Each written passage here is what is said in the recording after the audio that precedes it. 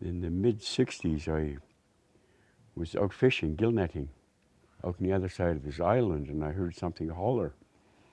And I thought, my dad was fishing, not too far away from me. So I thought he was out there hollering up into the woods, like 3 o'clock in the morning, because I know that a lot of the time some of the older people would do that to see what kind of a reply they'd get.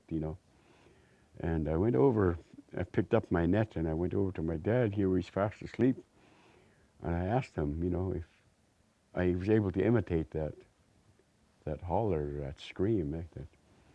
And he told me that it's a bugwars, he said, in our language. That's, like the Sasquatch, the ape. So, that was one of the things that I've heard over the time, but others, it's just hearsay. And also in the 60s, we had an American that stayed here for a few years, and that's what he was doing. He was, like seeing what he could find, He was making plaster casts of footprints and stuff like that, But our people do believe that it does exist, but they don't show themselves very much, eh? And they have done it, that there was an old man that was down one of the bays down here digging clams. And he wasn't getting too much where he was digging, so he's going over to the little island. And for some reason, he looked back, and here there was some kind of an animal down by where he was digging, eh? And he never told anyone. And a couple of weeks later, there was a fish boat, a herring boat with 7 men on it, down the pass just on the other side of the fish plant. They spotted it down the beach. There were 7 of them that saw it, eh? And they started telling, the people in the community.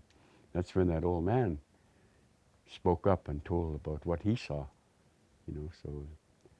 Then there was another time out in the Aristable, one of the guys got lost up there for a few days, and he's pretty sure that's what had come near him, and the stench of that creature that he, people thought that he just imagined it, eh, because of the length of time he was in there. About 3 days, I think he was there. Yeah. I don't know if there's anything else, but there's been lots of people that that have come around is interested in seeing what they could find. Even had a multimillionaire come from the States, and I guess he was the one that was financing this American that was here, that lived here for a few years. Eh? And just that some of the stories that people are digging clams, sometimes something is getting thrown at them, whether it's rocks or, trying to chase them away. They never see it, but they just think that's what it was. They didn't like people taking their clams. You had a teacher here one time. He lived in Merritt. He was teaching in Merritt. And he was out hiking one day, and he's walking on this fallen tree, and he jumped off the end of it, and he landed on something. That thing got up and scrambled away, and I don't know whether he saw it or not, but the stench was there. And he said the next day, with a friend, he went back up to that same place, and he could still smell the stench. And, where it was laying down, it's all flattened out, the grass and so he was pretty sure that that's what that was a Sasquatch. And be talking to a few people, people from Bella Bella, and they were asking me, I wonder why they're showing themselves now, in all these years, they never did do that.